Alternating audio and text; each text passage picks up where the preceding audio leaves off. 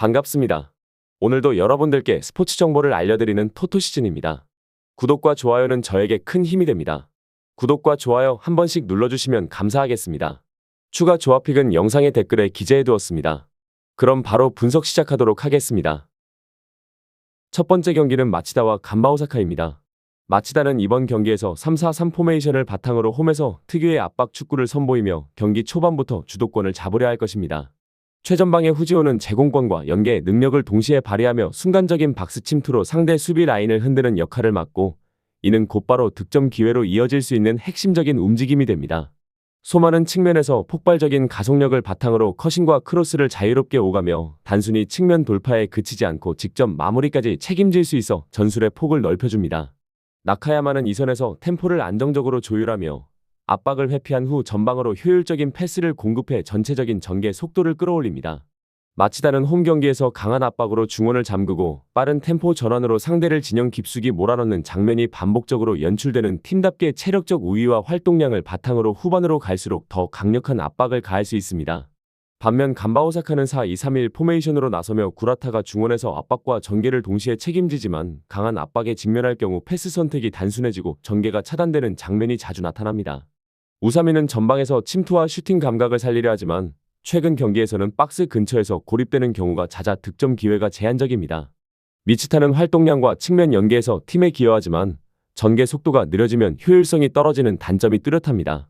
특히 간바오사카는 원정에서 중원 압박이 강하게 들어올 경우 전개 루트가 쉽게 막히며 뒷공간이 열려 실점으로 직결되는 약점을 반복적으로 노출해왔습니다.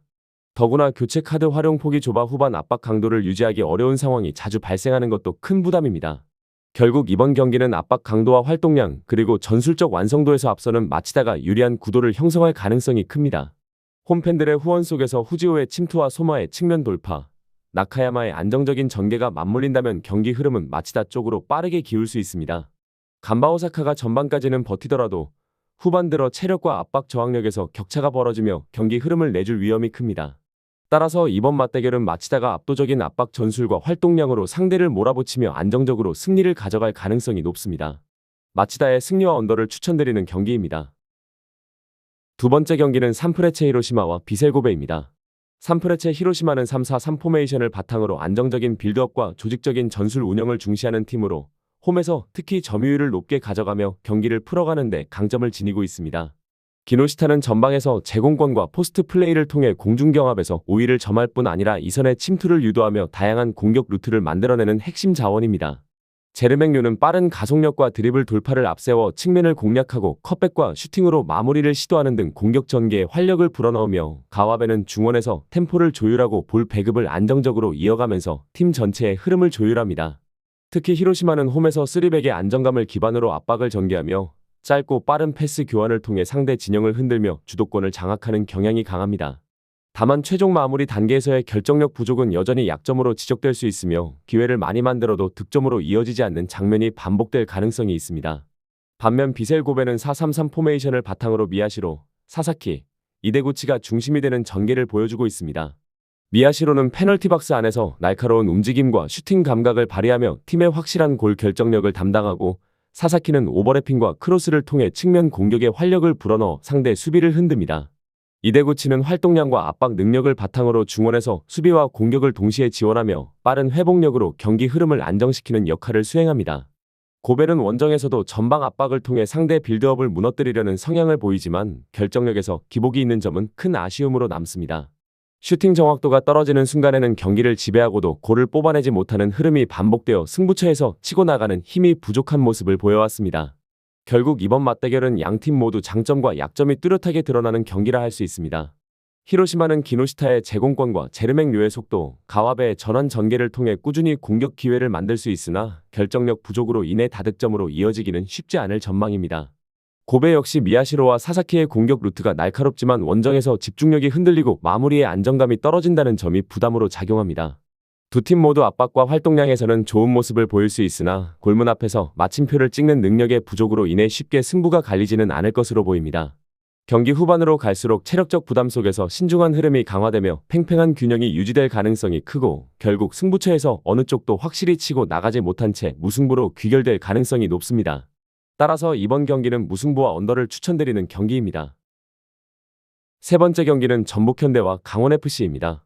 전북은 4-3-3 포메이션을 기반으로 티하고 송민규, 김진규를 중심축으로 세워 안정된 전술 운영을 보여줄 수 있는 팀입니다. 최전방의 티아고는 타깃형 스트라이커로서 제공권 싸움에서 우위를 점하며 박스 안에서의 마무리 능력 또한 날카로워 상대 수비를 지속적으로 압박합니다.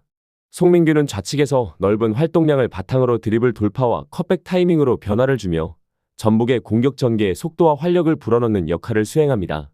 김진규는 중원에서 템포를 조율하고 패스 전환을 주도하며 강상윤과 박진섭까지 합류해 중원을 3명으로 구성함으로써 중앙 점유율에서 확실히 주도권을 가져옵니다. 이는 전북이 상대보다 수적으로 우세한 상황에서 공소유 시간을 길게 가져가며 경기 흐름을 안정시키고 공격 기회를 꾸준히 만들어내는 원동력이 되고 있습니다. 특히 홈에서는 전진 압박과 빠른 측면 전환을 통해 초반부터 경기를 주도하는 성향이 강해 이번 경기에서도 비슷한 양상을 기대할 수 있습니다. 반면 강원은 4-4-2 포메이션을 사용하는데 전방의 가브리엘이 침투와 연계를 시도하면서 활로를 열려하지만 제공권에서는 티아고와 같은 유형에 비해 다소 열세입니다. 김대원은 순간적인 스피드와 드리블 돌파 능력으로 측면에서 기회를 창출할 수 있으나 수비 가담이 늦어지는 약점이 있어 전환 상황에서 뒷공간이 쉽게 노출될 수 있습니다.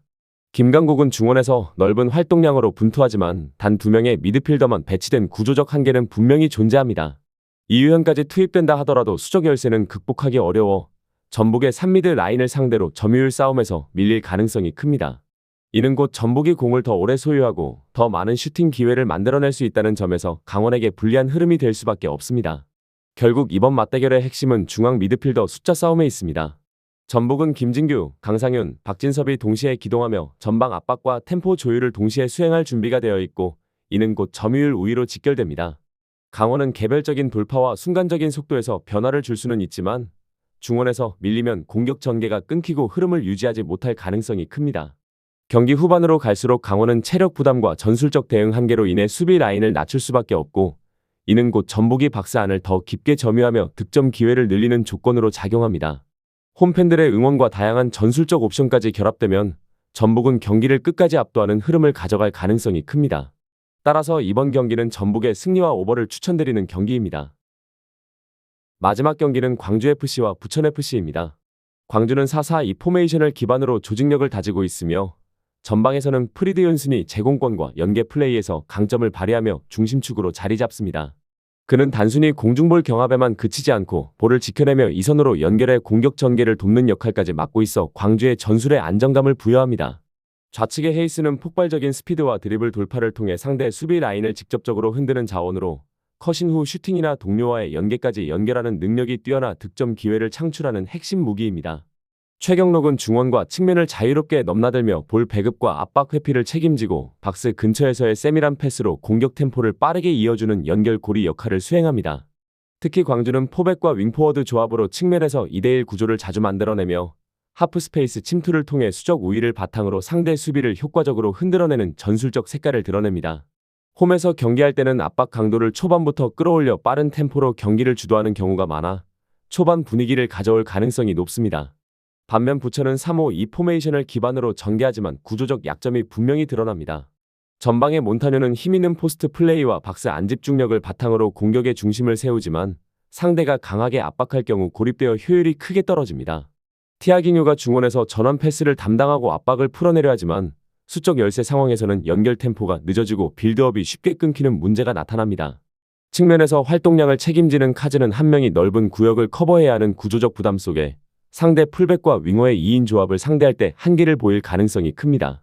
3백 시스템의 특성상 측면 공간이 넓게 열려 광주의 빠른 침투에 노출될 위험이 크며 특히 전환 상황에서 수비 복귀가 늦어지면 뒷공간을 쉽게 내주는 약점이 반복됩니다. 원정에서는 이런 단점이 더욱 두드러지는데 경기 후반 체력 저하가 겹치면 수비 집중력이 급격히 떨어지면서 실점 가능성이 높아지는 패턴이 자주 나타나고 있습니다. 따라서 이번 맞대결의 흐름은 전술적 상승과 전환 속도의 차이에서 결정될 가능성이 큽니다. 광주는 프리드 연슨의 제공권 연계, 헤이스의 폭발적인 돌파, 최경록의 세밀한 패스 전개가 맞물리며 다양한 공격 루트를 확보할 수 있고 포백 기반 전술 구조가 부천의 3백보다 측면 숫자에서 우위를 점해 안정적인 전개가 가능합니다.